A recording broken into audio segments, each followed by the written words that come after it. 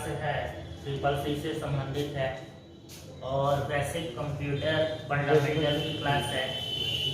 Computer fundamental में आप memory को देख सकते हैं। कंप्यूटर के अंदर मेमोरी भी होती है। मेमोरी एक तरह से एक पार्ट होता है जो कंप्यूटर को किसी भी डाटा को याददाश्त करने के लिए, याद करने के लिए, जिस प्रकार से ह्यूमन बींग्स के अंदर, माइंड के अंदर एक याददाश्त होती है, मेमोरी होती है, ठीक उसी प्रकार से एक इलेक्ट्रॉनिक कंप्यूटर के अंदर भी मेमोरी होती है। और उस मेमोरी के बारे में कुछ आज हम लोग डिटेल्स में पढ़ेंगे। How many types of memory, memory के विषय में, ये मेमोरी कितने प्रकार की होती है कंप्यूटर के अंदर, है ना। कंप्यूटर में किस मेमोरी का कौन सा कार्य होता है, इसके विषय में हम लोग आज डिटेल्स में क्लास लेंगे। कंप्यूटर की जो मेमोरी है वह नियरली 2 टाइप्स की होती है। कंप्यूटर की 2 टाइप्स होते हैं। पहला टाइप्स आपका प्राइमरी मेमोरी और दूसरा टाइप्स आपका सेकेंडरी मेमोरी होता है। ये 2 टाइप्स की मेमोरी होती है। प्राइमरी मेमोरी को एक और नाम टेम्परेरी मेमोरी के नाम से भी जानते हैं। और ट्रिपल सी में इस तरह से क्वेश्चंस करता है। मेमोरी में प्राइमरी मेमोरी को ना दे करके मेन मेमोरी पूछ देता है प्रश्नों में, बच्चे कंफ्यूजन में आ जाते हैं।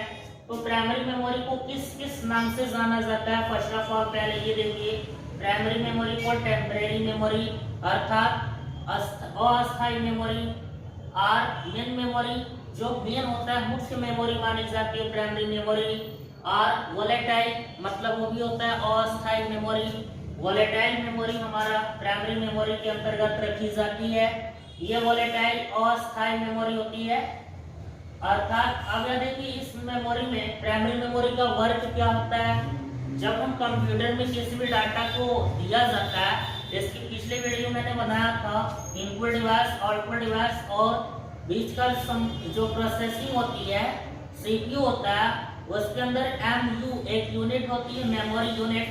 आज उसी के विषय में हम लोग मेमोरी यूनिट के विषय में पढ़ रहे हैं। जब हम किसी भी डाटा को हम प्रोसेस कराने के बाद रिजल्ट प्राप्त करते हैं, तो प्रोसेस कराने में वह डाटा किसी न किसी स्पेस से तो होके जा रही होगी।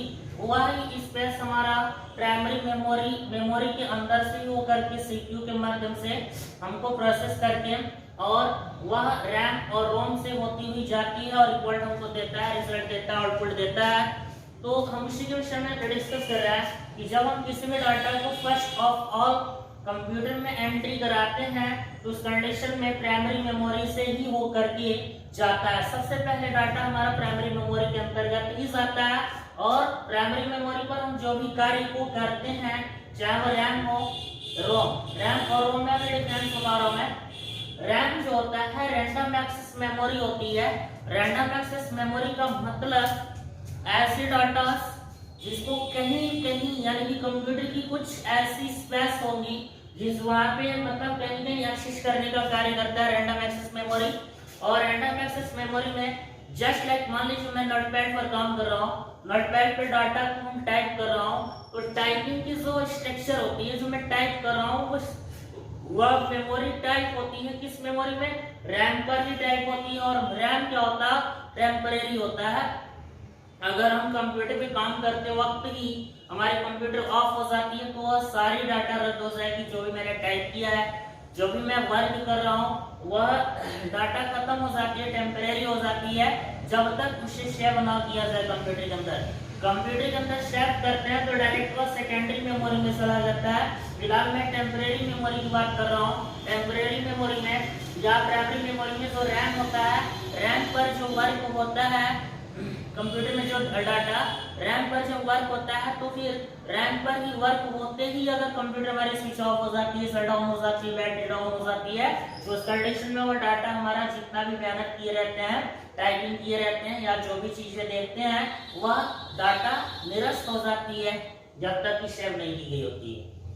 दूसरी चीज रैंडम एक्सेस मेमोरी में ये हमारा एस रैम और डी रैम होता है। एस रैम का मतलब होता है static random access memory, S का मतलब होता है स्टैटिक और डी का मतलब होता है डायनामिक। बाकी ये रैम जो होता है रैंडम एक्सेस मेमोरी होता है। तो इस कंडीशन में स्टैटिक रैंडम एक्सेस मेमोरी जो होता है वह कंप्यूटर के अंदर जो रैम होता है उसके अंदर बहुत ही फास्ट वर्क करने का कैपेसिटी यस रैम के अंतर्गत होती है, स्टैटिक रैंडम एक्सेस के अंतर्गत होती है, बहुत ही तीव्र गति से कार्य करता है अपेक्षा डायनामिक रैंडम एक्सेस मेमोरी के। यानी कि डायनामिक रैंडम एक्सेस मेमोरी की अपेक्षा जो यस रैम का वर्क होता है वह विशेष फास्ट होता है, विशेष तेज होता है ना। और यस रैम को हम एक तरह से और भी नाम दे सकते हैं कैशे मेमोरी। कैशे मेमोरी जो होता है वो मतलब तेज गति से कार्य करने और कैशे मेमोरी के माध्यम से डाटा को एक मेमोरी से दूसरे मेमोरी में ट्रांसफर करने का भी वर्किंग किया जाता है कैशे मेमोरी। और कैशे मेमोरी का जो टाइप्स होता है उसमें 3 टाइप होती हैं। एक होता है L1 cache memory, L2 cache memory और L3 कैशे मेमोरी। ठीक है, कैशे मेमोरी के अंदर ये 3 टाइप्स की मेमोरी होती हैं, L1, L2, L3, level 1, level 2, level 3। इस कंडीशन में अगर हम देखें यस रैम में कैशे मेमोरी का कार्य तीव्र करता है, एस रैम को फास्ट करता है, स्पीड को फास्ट करता है कंप्यूटर की जो भी मेमोरी होती है। यहाँ पर डी रैम की अगर हम बात करें तो डी रैम तो भी ये 3 तरह का होता है, DDR1, DDR2, DDR3। इस तरह से हमारा डायनामिक जो मेमोरी होती है अपेक्षा स्टैटिक मेमोरी के कम होती है, इसकी स्पीड विशेष बहुत ज़्यादा इसका यूजेस हम देखें तो पर्सनल कंप्यूटर के अंतर्गत होती है, विशेष पीसी के अंतर्गत होती है, पीसी पर्सनल कंप्यूटर। ठीक है, तो पर्सनल कंप्यूटर के अंदर डायनामिक या रैंडम एक्सेस मेमोरी का विशेष यूज होता है। फिर रोम की बात करता हूँ तो रोम क्या होता है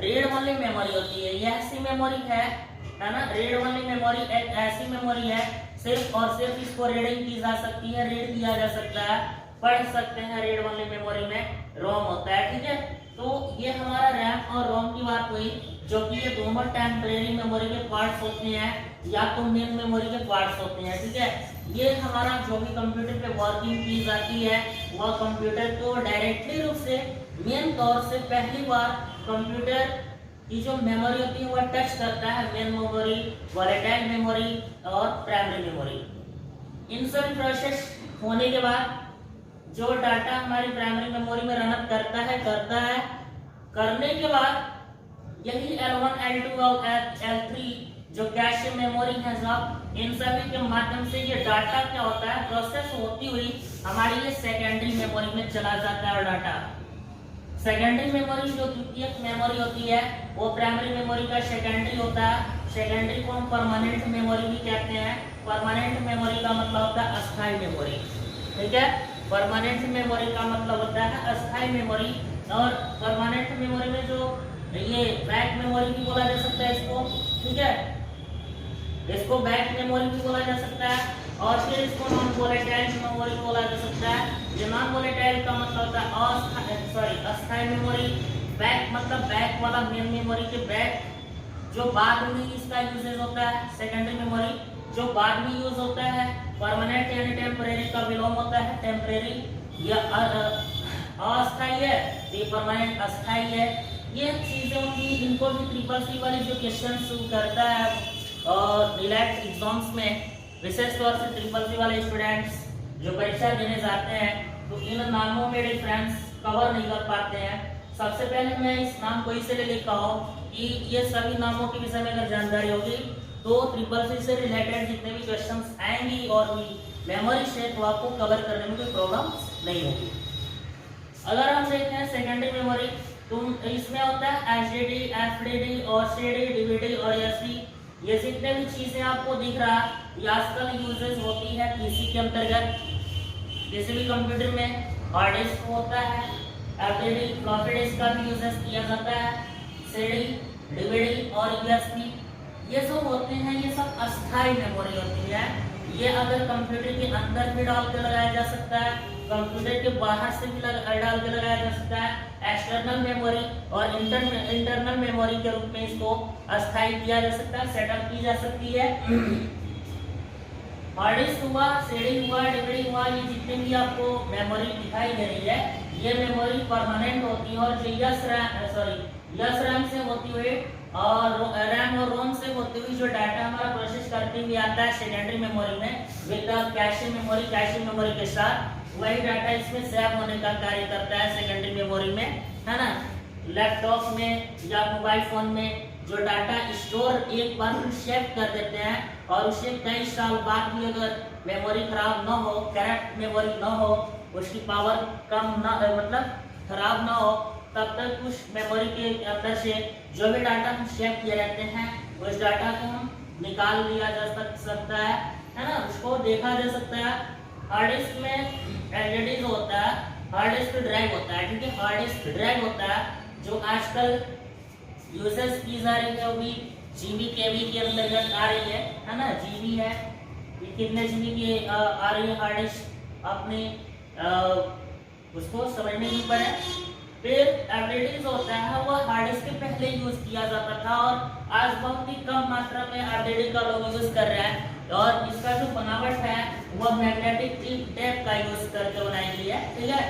इस एलईडी के अंतर्गत यानी फ्लॉपी डिस्क में मैग्नेटिक टेप लगाया गया होता है, और सीडी और डीवीडी इन दोनों को देखें तो ये शीशे का बना होता है ना। ऑप्टिकल डिस्क के अंतर्गत होता है, और ये कॉम्पैक्ट डिस्क जो होता है सीडी की जो कैपेसिटी होती है वो डीवीडी की अपेक्षा कम होती है। पहले सीडी बहुत तीव्र गति से चलती थी जब तक डीवीडी नहीं आई थी, है ना। अब डीवीडी क्या होती है, फर्स्ट क्लास की डीवीडी हमारी मेमोरी कार्य करती है।